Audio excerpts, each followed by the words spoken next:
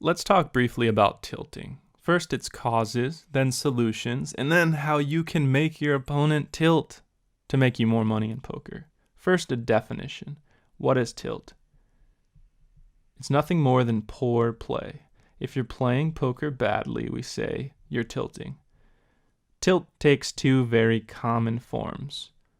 You're either playing looser than you do when you're on your A game, or you're playing more aggressive.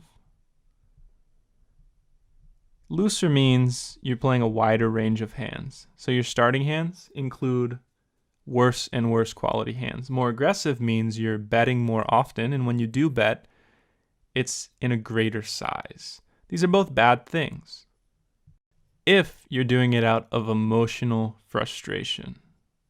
So what are the causes of tilt? The most common is what we call a suck out. So you have the better hand and your opponent comes from behind, hits a miracle card, and you lose a big pot. Another cause is being bluffed. So let's say you have the better hand, but your opponent bets, you find a fold, and then he shows you a bluff. If you had just called, you would have won a big pot. Definitely could cause you to tilt. Finally, for a thinking player, someone who cares about the game, a bad play and then realizing it later could certainly cause some emotional frustration, lead to looser, more aggressive, poor play. So tilt's clearly a bad thing. How do we solve it? The easiest solution is to stop playing. Take a break. Whenever you're tilting, even if you're a winning player normally, you're usually a losing player on tilt. So why not just take a break, come back when you're back to being a profitable player? The other solution is to gain experience.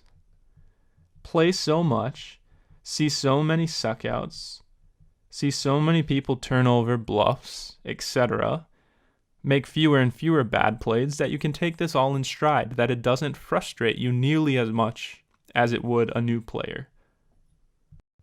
You still have the opportunity to step away from the game for as long as you need if you do get tilted.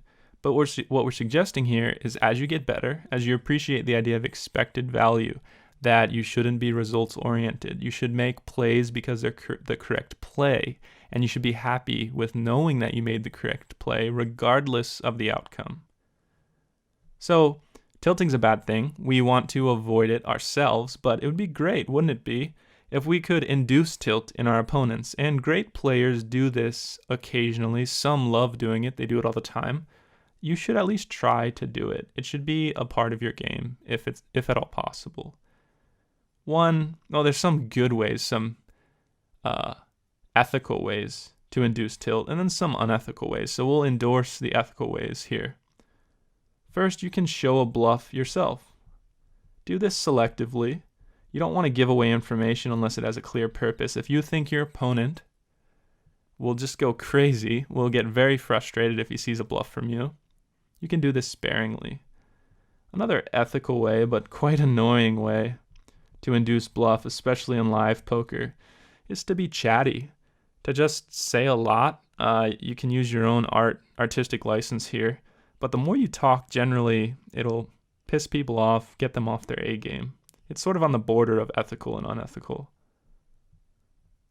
You can make loose calls, and of course, when we say loose, it means you don't have the pot odds. You might not even have implied odds, but you figure if you hit the perfect card and bust a very strong hand from your opponent, that might tilt him. So for the rest of the session, he might play very poorly, way too loose or way too aggressive. You could also start with junk hands to begin with, like 2-7 offsuit. Imagine busting a player who has pocket aces when you flop 2-7 for 2 pair with 2-7 in the hole.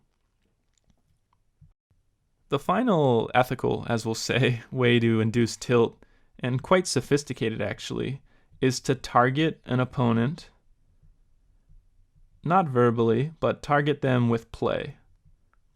ISO raise them a lot, isolate them at the table, re-raise them, check raise them. Just make it difficult. Make all their decisions very stressful at the table. This certainly can induce tilt. And before we leave you, we'll discuss 2 actually very common forms of tilt, but we wouldn't recommend them to any of our viewers. First, the slow roll. This is where you're almost positive you have the best hand, but you just wait to create more agony for your opponent.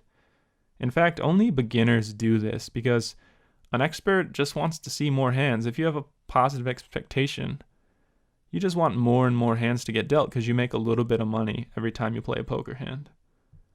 Another thing you need to completely avoid is harassment, harassing, and abuse.